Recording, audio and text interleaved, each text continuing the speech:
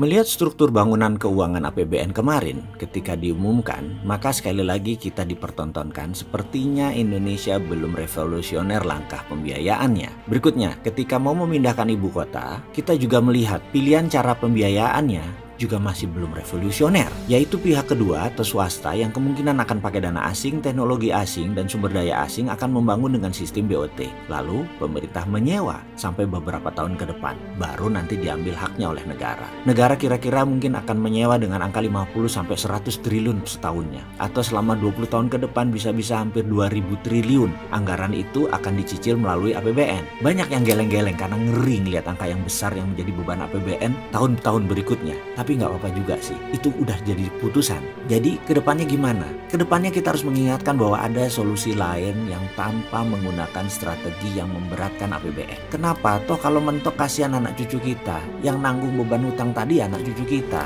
Kita cuma gaya doang aja kayak membangun. Ujung-ujungnya yang nanggung beban anak cucu kita.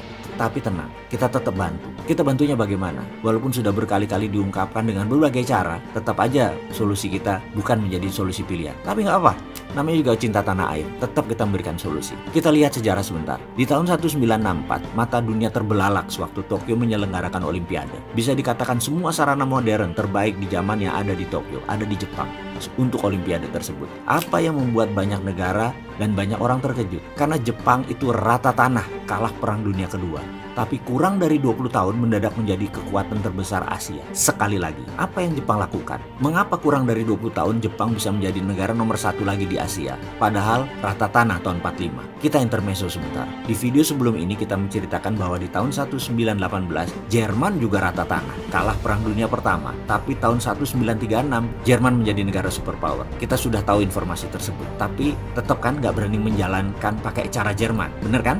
Wahai para pejabat negara, sekarang kita tiru cara Cina. Bukan impor barang Cina ya, tiru cara Cina. Tahun 1989, Cina mulai memakai strategi New Economic Model. Dan ketika tahun 2008, Olimpiade Beijing, dunia terbelalak. Karena dalam 20 tahun, Cina mendadak menjadi negara superpower. Sekarang kita balik ke cerita Jepang. Tahun 45 rata tanah, tahun 64 Toto menjadi kekuatan ekonomi, dan puncaknya 30 tahun setelah itu, Jepang tak tertahankan hingga tahun 90-an. Yang kita tahu saat ini adalah Cina yang mulai mengepakkan sayapnya, menyusul Jepang. Tapi sekali lagi, apa yang mereka pakai? Rumusnya udah dikasih tahu sebelumnya. Tapi kita balik tanya lagi, Jerman pakai apa? Cina pakai apa? Jepang pakai apa? Saya ingatkan sekali lagi, mereka bukan pakai cara yang IMF sarankan.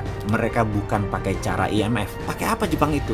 Mereka pakai infrastruktur dinamis yang namanya Shinkansen. Seperti halnya Amerika membangun industri infrastruktur dinamis yang namanya mobil. Sejak awal abad ke-20, di sekitar tahun 1910-an di masa keemasannya mobil baru diciptakan, yaitu zamannya Ford dan General Motors memenuhi jalanan. Jalanan saat itu masih terbuat tanah dan kerikil. Infrastruktur dinamis Amerika namanya mobil. Bahkan lampu lalu lintas, marka jalan itu belum tercipta. Kemudian di tahun 1950, setelah Perang Dunia Kedua, out of thin air, Amerika mencetak $100 billion di bawah FDR, Franklin Delano Roosevelt, untuk membangun infrastruktur statis yang namanya highway dan rel kereta api untuk membangkitkan ekonomi, karena sudah ada infrastruktur dinamisnya. Jadi membangun itu adalah infrastruktur dinamis dulu, baru infrastruktur statis atau berbarengan. Kembali ke Jepang. Yang Jepang lakukan setelah Perang Dunia Kedua adalah membangun jaringan rel kereta api di seluruh Jepang berbarengan dengan industri kereta api. Kita semua tahu berapa panjang rel kereta api di Jepang itu. Panjangnya adalah 2 kali panjang rel kereta api di seluruh Amerika, atau panjangnya rel kereta api Jepang adalah 10 kali panjangnya rel kereta api di seluruh Prancis. Semua infrastruktur dinamis dan statis Jepang tadi 100% adalah produk buatan anak negeri Jepang. Mesinnya, teknologinya, bahan bakunya, lalu uangnya cetak dari thin air. Jepang bukan bangun rel kereta api yang isinya barang impor, bukan membangun jalan tol yang mobilnya impor. Demikian juga Amerika, demikian juga Cina. Mereka membangun infrastruktur tersebut, isinya adalah barang lokal mereka, create produk lokal mereka. Kalau kita membangun infrastruktur statis tapi isinya barang impor, artinya kita membangun infrastruktur negara orang. Jangan gitulah ya. Jadi Indonesia tuh niru yang mana? Fisiknya benar membangun, tetapi social cost accountingnya nggak dihitung. Jadi isinya infrastruktur statisnya ya infrastruktur dinamis milik negara orang lain. Bensinnya impor, mobilnya impor, ngangkuti barang impor. Lah ini namanya membangun infrastruktur GBHN negara lain. Ya nggak gitulah, kita kembali ke laptop. Ke depan, untuk Indonesia, ada baiknya gunakan apa yang Jepang pakai, Cina pakai, Jerman pakai, Amerika pakai. Print money based on infrastruktur dinamis, dan proyek tersebut harus 12 lapis.